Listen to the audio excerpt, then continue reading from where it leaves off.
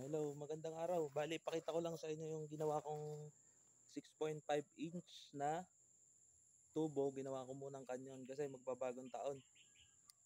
Try natin kung gaano kalakas. Kalburo siya, nilagay ko na sa kanya. Then may bara yung dulo. Tapos tinakpan ko ng basahan para hindi makasingaw. Ano yan, sabi nila, 5 minutes daw bago sindihan para sumingaw yung kalburo sa loob. Bali, 2 piraso lang yung nilagay ko. 2 bato na maliliit. Yan, mas maliit siya dito. 2 ganyan. Tapos nilagay ko na. Siguro mga 1 minute na siya. Antay tayo ng konti. Kung gaano, titingnan natin kung gaano kalakas. Kinakabahan nga ako eh. Baka sobrang lakas eh. Ano yan, 6.5 inch na tubo. Tapos ang haba niya ay siguro mga 9 feet or 10 feet ang haba. Testingin natin. Okay na siguro yan.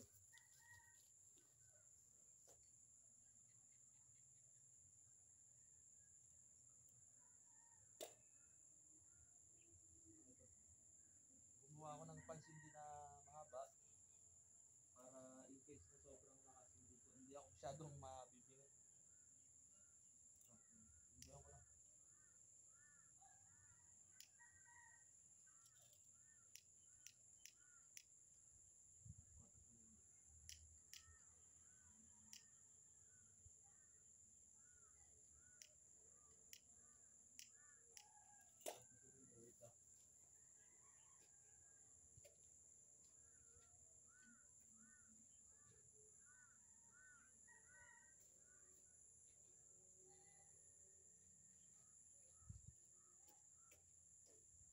Ayaw tumaig nung basahan ko. Basa ata.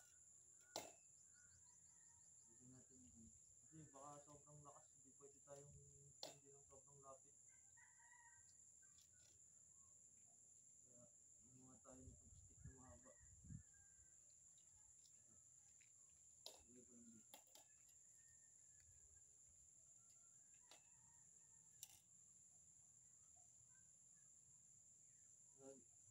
Ano tayo yung pandikit natin sa use oil kalan. Yung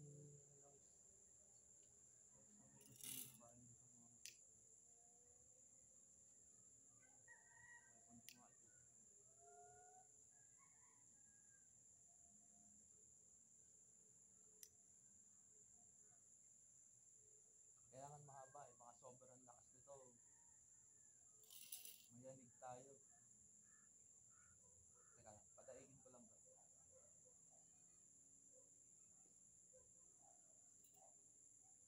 Ayan na.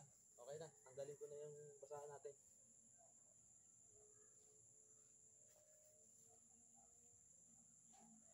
Tago ako dito para safe. 5, 4, 3, 2.